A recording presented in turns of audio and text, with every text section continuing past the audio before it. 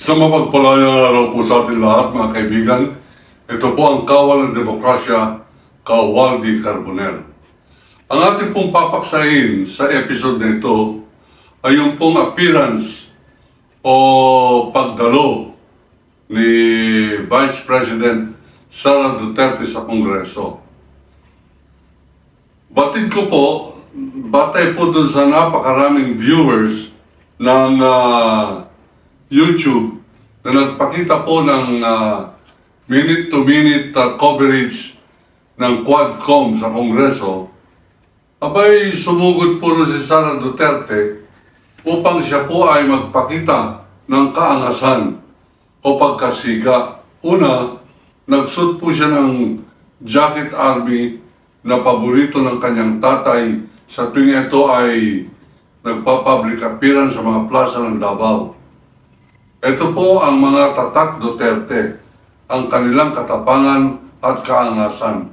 Katunayan, hanggang ngayon, ipinapakita po yung kanyang pagkakasuntok-suntok doon po sa sheriff sa Davao sa gitna ng kanyang pagpapatupad ng sheriff ng isang demolition order ng isang korte sa Davao. Branch 118 yata yun. Anyway, ang ating pong paksa ngayon ay ano ang ipinakita ni Sara Duterte. Ang sabi nila, si Sara Duterte ay edukada. Ang pinakita niya po ay kawalan ng edukasyon sa kanyang pagharap sa mga congressman. Katunayan, ang tingin niya, tauhan niya lahat ang mga congressman at ang Kongreso ay dapat siya nagmamando. Ipinakita niya po, ito pong sinasabi kong siya nagmamando, nung kanyang pinapatanggal, pinapapalitan ang chairman ng Committee on Appropriation ng Kongreso na si Congresswoman Kimbo. At sinabi sa kanya, hindi mo pwedeng gawin yan, ikaw ay resources speaker lamang. Abay, nagbubus ka na po si Sara Duterte. Sa ibang bansa, yan po ay isang napakalaking declaration of war o isang malakihang iskandalo sapagkat alam po ninyo, tayo po ay bansang demokratiko. At ang ating pong bansa ay nahati sa tatlong sangay ng gobyerno. Ang executive, ekutibo, ang legislative, manggagawa, o ang mambabatas, at ang pangatlo ay judiciary. Tatlo po yan. Judicial, executive, legislative. Yung legislative, yan po tagagawa ng batas. Pantay-pantay po yan. Bakit po ganyan ang itinadhana ng ating pong sariling batas? Upang magkaroon po ng check and balance. Ano po ibig sabihin ng check and balance? Ang ibig po sabihin, ito ay may kapangyarihan na balansehin pag sumusobra ang kapangyarihan ng isang sangay o maaboso at hindi na nasasang-ayon sa saligang batas. Dito po sa ating episode na ito, ipinakita po na hindi na sumasang-ayon sa saligang batas itong si Sara Duterte. Nagpakita po siya ng kaangasan sa pamamagitan po ng kanyang ulit-ulit na pagsasabing hindi ako magpapaliwanag tungkol sa budget ng Office of the Vice President. At pinaubaya ko na lamang sa Kongreso ang kapangyarihan, ang pagpapasya tungkol sa budget ng Vice President. Sa tuwing siya po itatanungin, paano nagastos yung 125 million sa 11 araw nung ikaw ay Vice President? Ang sabi niya, I forgo my opportunity to explain the budget of the Vice President in a question and answer session. I leave it to Congress to decide on the budget of the Office of the Vice President. Meron po isang congresswoman, hindi ko pa ho nakukuha yung pangalan, bata pa siya. Abay, nagpakita ng pagsipsip kay Sara Duterte, sabi niya, pareho po yatang bugok ito, congresswoman, at saka itong si Sara Duterte. Ang sabi ng congresswoman, sa gitna ng pagtatanong hinggil sa budget. Ano naman po masasabi ninyo tungkol sa mga nakapasok sa gobyerno at ang kanilang sweldo ay ginagastos upang ibigay sa NPA na pumapatay ng ating mga sundalo at kapulisan?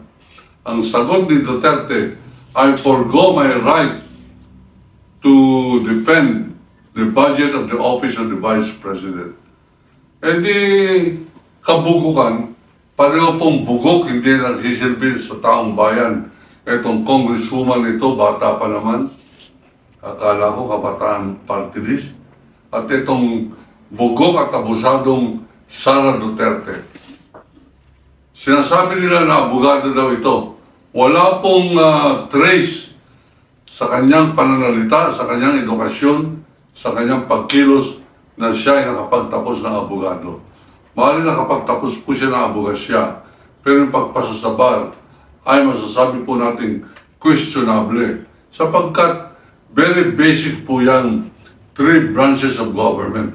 Pag ikaw ay high school o first year college, naintindihan mo na yan na meron tatlong sangay ng ating pong gobyerno.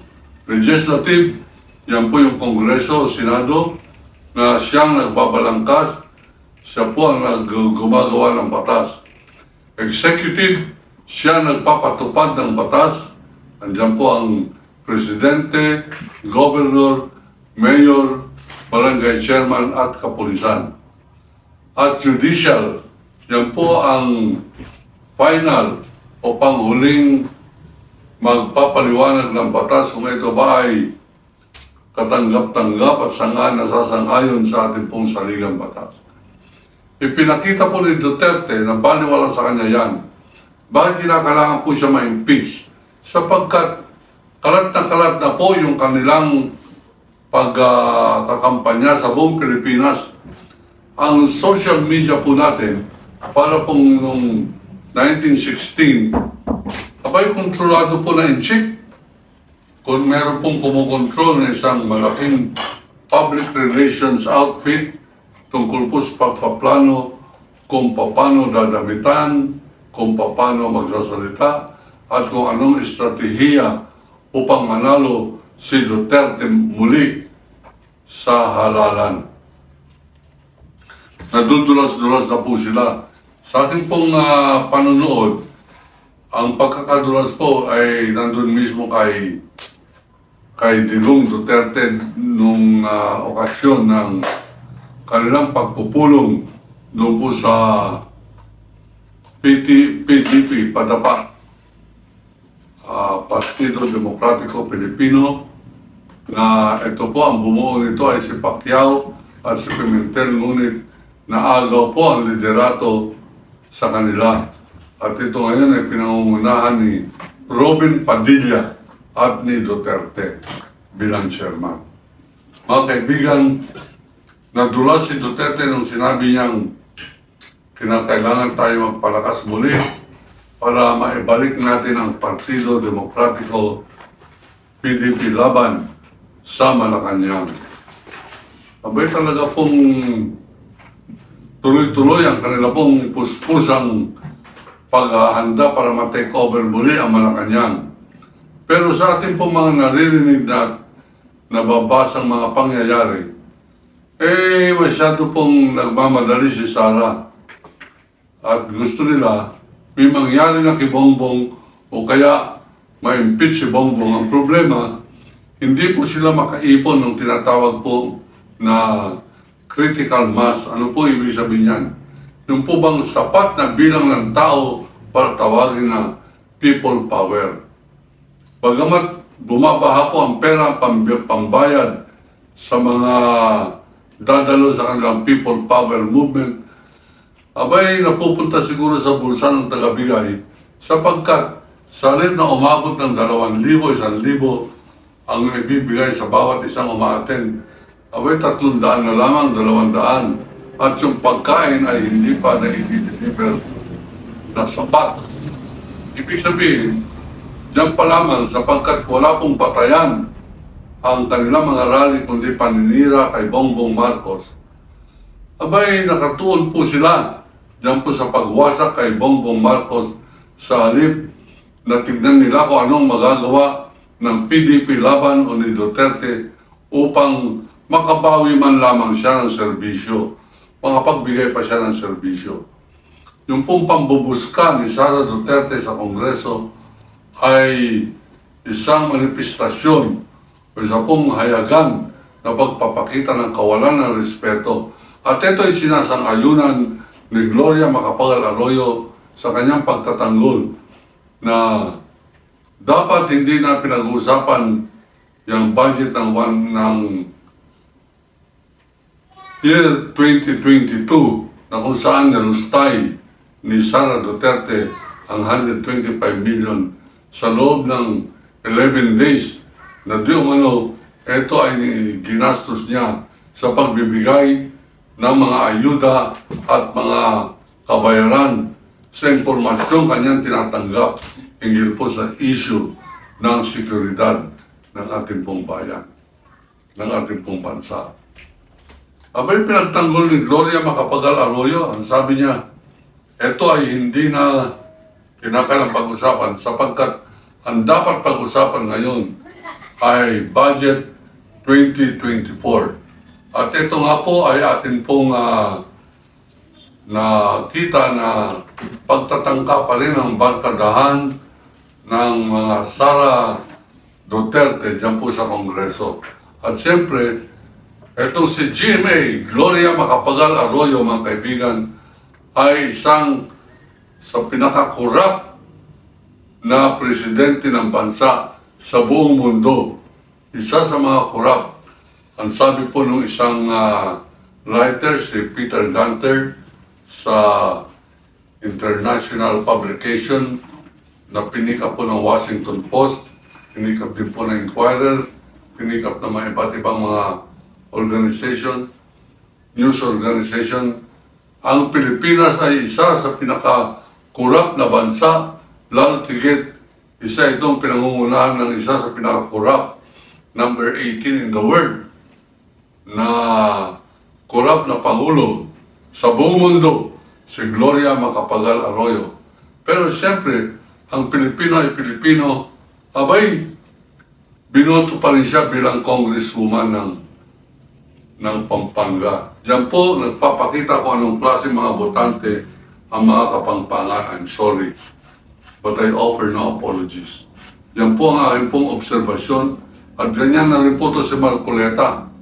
Ito si Marcoleta, matatandaan po ninyo na tumanyag po ito o naging notorious nung kanyang inusig at pinangunahan ang papatanggal ng prangkisa ng ABS-CBN.